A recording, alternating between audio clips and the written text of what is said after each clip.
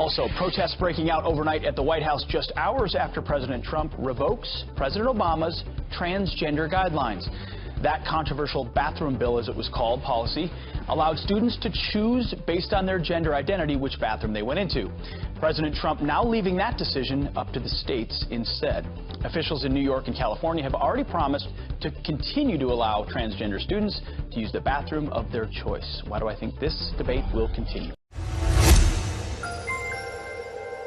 The Trump administration withdraws an Obama-era regulation that extended federal protections to transgender students regarding bathroom use, saying that it should be up to the states to decide. On February 22nd, the White House revoked federal guidelines put out under former President Obama, which allowed public school students to use restrooms that correspond with their gender identity. Attorney General Jeff Sessions said in a statement Wednesday that the Obama administration's guidelines lack sufficient legal analysis and that state and local governments should be given due regard to shape education policy. The announcement is a win for opponents of Obama's guidelines, who argue that the federal government should have never gotten involved in the issue.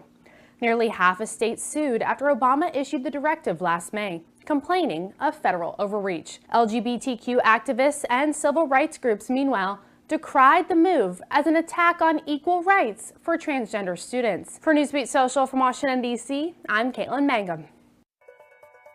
Public statements are coming to light from companies such as Yahoo Inc., Apple Inc., and Microsoft Corp. To decry the Trump administration's decision to rescind the Obama-era guideline for Title IX that protects transgender students, allowing them to use the bathroom and locker room of their choice. With statements echoing those issued in response to North Carolina's bathroom bill HB 2, companies announced their stances on protecting transgender rights. The Trump administration has declared the issue a states' rights issue, with social conservatives hailing the decision as a victory for privacy and traditional values.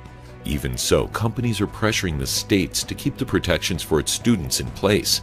We support efforts toward greater acceptance, not less, and we strongly believe that transgender students should be treated as equals, Apple said in a statement. Microsoft President Brad Smith said on Twitter, "Since January 1st, 1863, the federal government has played a vital role in protecting the rights of all Americans. Let's not stop now," referencing President Abraham Lincoln's Emancipation Proclamation. Eliminating federal protections for transgender students opens the door for more states to pursue legislation similar to North Carolina's HB 2. It welcomes all walks of life from around the world, proudly promoting all members of the LGBTQ community into its basketball family. But according to a former player, the open-minded league and its players aren't as inclusive as advertised. At the age of 29, Candace Wiggins, the former number 3 overall draft pick out of Stanford, abruptly retired in 2015. She cited physical wear and tear on her body and said she didn't really love the game anymore. She wrote in the Players Tribune that she was happily moving on with her life. But apparently the root of her earlier than expected retirement from the game she once loved wasn't the result of her physical state, but the mental fatigue suffered from years of bullying at the hands of other players. In an interview with the San Diego Union Tribune, Wiggins called her experience playing in the WNBA toxic, asserting that she was targeted for harassment from the time she entered the league until she retired because she is heterosexual. She claims that 98% of the WNBA is gay and that she would have played several more years if not for the toxic environment that affected her as a straight woman. Wiggins goes on to say in part, quote, "My spirit was broken. People were deliberately trying to hurt me all of the time. I had never been called the B word so many times in my life than I was in my rookie season. I'd never been thrown to the ground so much. The message was, we want you to know we don't like you. I was proud to be a woman, and it didn't fit well in that culture." A number of current and former players have come out against Wiggins' allegations of rampant bullying across the league, defending the WNBA and what it stands for. The Players Union president released a statement stating in part, quote, "Our union is only as strong as our loyalty to and support of one another. What is key to that loyalty and support is our commitment to diversity and inclusion." The WNBA has not responded to Wiggins' allegations about its workplace environment and culture. Tanzania threatens to publish a list of gay people allegedly selling their bodies online. The announcement on February 18th came from Deputy Health Minister Hamizi Kigwinala, who said on Twitter that the government is investigating a homosexuality syndicate. After the announcement, the minister got into an argument with Twitter users, accusing him of homophobia and violating freedom of expression. Sex between two males is illegal under Tanzanian law, and it's punishable by up to life in prison. However, a few were prosecuted under this law prior to the current president, John Magufuli, coming to power in 2015. Since then, there's been a government crackdown on homosexuality. Men suspected of being gay have been taken to hospitals by authorities for supposed tests to determine their sexuality. On Thursday, the government announced that it would also suspend the activities of 40 HIV/AIDS clinics, which it accuses of promoting homosexuality. A new study suggests that pregnant women with genital herpes may have an increased risk of giving birth to a child with autism. A study published February 22nd in the journal Emsphere suggests that having an active herpes simplex virus 2 infection during early stages of pregnancy doubles the chances that a male fetus will develop autism spectrum disorder. The study's lead author said, quote, "We believe the mother's immune response to HSV2 could be raising risk for autism." But a vaccine scientist from Baylor College of Medicine told Science magazine, quote, "It's hard to imagine how an inflammatory response is going to cause that." According to CNN, 3 experts not involved in the study said the research does not provide enough evidence for concern. The authors of the study say additional research is needed to determine if screening and suppression of HSV2 during pregnancy is needed. For Newsbeat Social, I'm Kimberly Caldwell. Beyoncé today posted on Facebook how she completely disagrees with President Donald Trump's decision to not protect the rights of transgender students in public schools. During his presidency, former President Barack Obama signed a bill that would allow transgender students to use the bathroom of the gender they identify with. Now Trump is taking that away. In response to his decision, Beyoncé posted on Facebook, hashtag LGBTQ students need to know we support them. Share your support to hashtag ProtectTransYouth at glsen.org/100days and put hashtag kindness in action GLSEN. A billboard that reads, "Real men provide, real women appreciate it," has created quite a bit of controversy. The billboard resides on an interstate in North Carolina, and many residents of the state are planning to protest its sexist statement. Resident Molly Grace is organizing the protest, and she explained to the press, "We are not protesting the right to have a billboard or express a message on it. This is only a protest against the type of thinking that creates a message like that. We are protesting the implied demand that women be silent and appreciate, regardless of whatever circumstances, their role as non-providers." It took law enforcement officers about 3.5 hours to clear the camp in North Dakota, where demonstrators staged a protest against the Dakota Access Pipeline. Nearly 36 people were arrested as officers methodically checked the grounds, apprehending anyone they encountered. One protester reportedly climbed to the top of a building before coming down an hour later. As the officers arrested those remaining, cleanup crews began razing buildings standing on the square mile of federal land. Most of the protesters left the camp a day before, after authorities announced it will be closed in advance to spring flooding. 4.6 magnitude earthquake jolts parts of southern Mindanao, Philippines, injuring at least 5. The Philippine Institute of Volcanology and Seismology said the tremor happened the morning of February 23rd. It added the epicenter was located just outside Davao City at a depth of 15 kilometers. The tremor was felt in Compostela Valley, Davao del Norte provinces, and in the cities of Davao, Tagum, and Panabo. According to the Philippine Inquirer, 2 women aged 43 and 66 respectively were injured in Davao City when a concrete waiting shed collapsed. 3 more, including a 5-year-old, were injured in different locations, according to PTV. Following the incident, authorities in Davao City ordered state engineers to inspect public structures for cracks and safety. The local government also offered to extend assistance to those injured. Earlier this month, a 6.7 magnitude quake struck other parts of Mindanao, causing damage, deaths, and injuries in Surigao City. For Newsbeat Social, I'm Kimberly Caldwell. Elephant sanctuary in Gabon loses 80% of its population to poachers, according to a new study by Duke University researchers. Nearly half of African forest elephants are thought to live in Gabon. The population of forest elephants in Menkebe National Park has been reduced from an estimated 35,000 in 2004 to just 7,000 in 2014. The alarming rate of population loss was not previously known due to the difficulty of measuring population in the park's dense forests.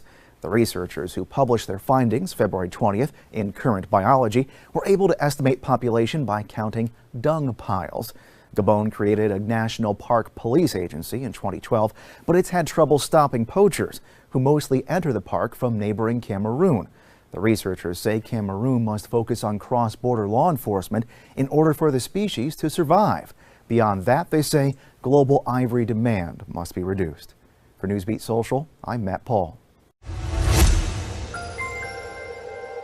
There is a lot of water on planet Earth, but a vast majority of it can't be used by humans. That's because about 70% of all the fresh water on Earth is locked up in ice, glaciers and permanent snowpacks. So NASA is trying to figure out how much water is trapped in the snow that does actually melt and feed into our water supply, and also how it's stored in the first place. NASA scientists have recently launched a project called SNOW-X, sending scientists to Colorado to test new instruments that could possibly measure the water content in snow from outer space. NASA scientist Dr. Dalia Kirschbaum says, quote, "Understanding how those water resources are stored from space will take us a long way in better managing our freshwater resources." For Newsbeat Social, I'm Rachel Latham. According to CBS News, Iraqi state television is reporting that American-backed forces have captured a key airport from ISIS. Eastern Mosul was retaken last month, and Thursday's advance brings the army closer to Mosul's southwestern outskirts, where the militants are expected to launch attacks from densely populated neighborhoods. Iraqi security forces recaptured Mosul airport by launching an assault which began with overnight airstrikes by the U.S.-led coalition before armed columns advanced to the airport's perimeter. The operation took 4 hours, with ISIS continuing to fire mortars at the airport from inside the city after losing ground. The advance is part of a major assault this week against extremist fighters in Mosul, with U.S. Commanding Officer General Joseph Votel saying that he won't hesitate to ask for more American ground troops in both Iraq and Syria. Looking to be all you can be?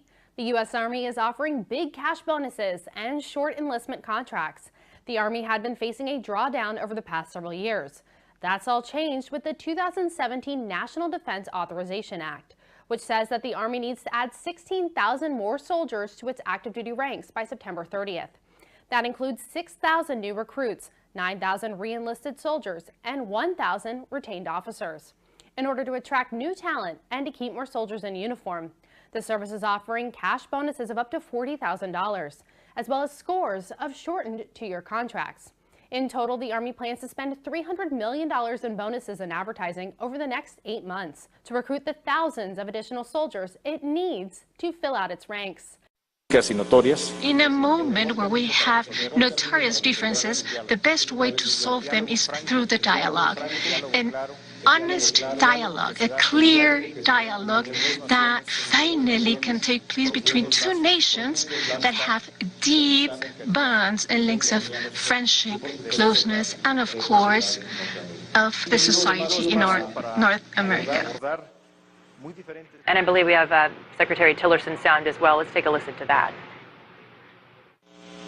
We recognize the existing U.S.-Mexican cooperation to curtail irregular migration, both by securing Mexico's southern border and by supporting efforts of Guatemala, Honduras, and El Salvador through the Alliance for Prosperity to reduce violence and stimulate economic opportunity in the region.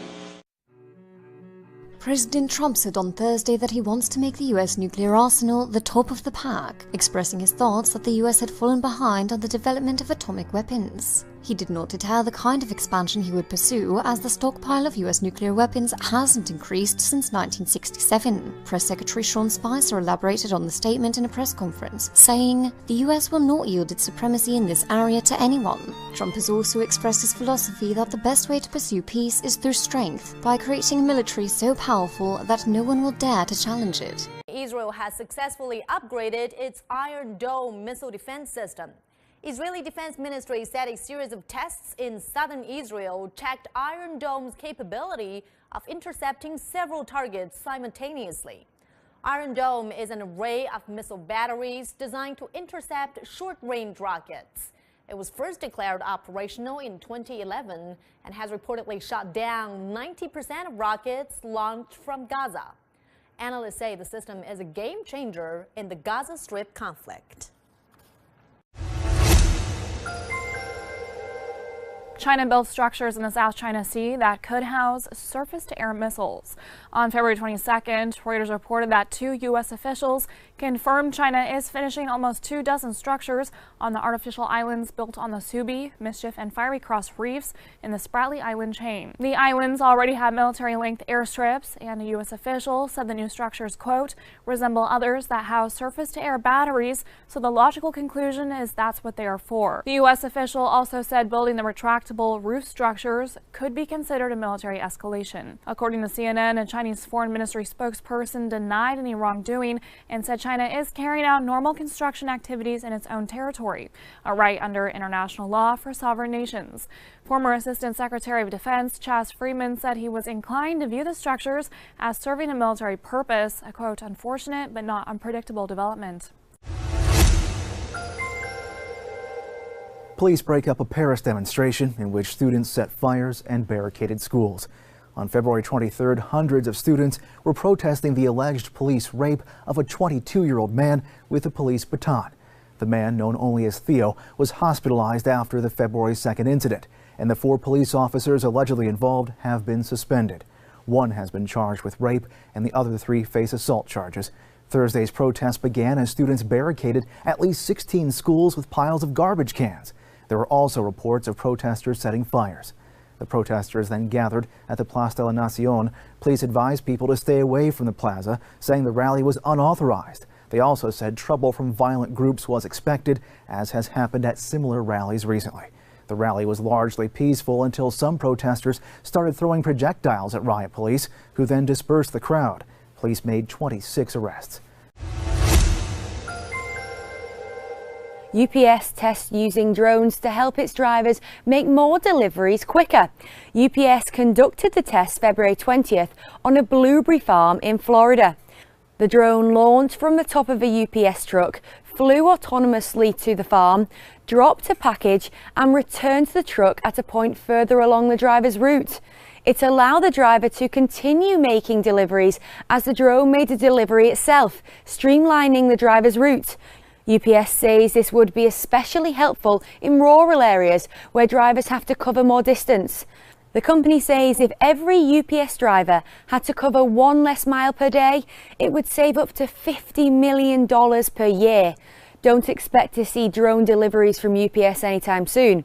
The government regulations currently prohibit fully automated drone delivery service.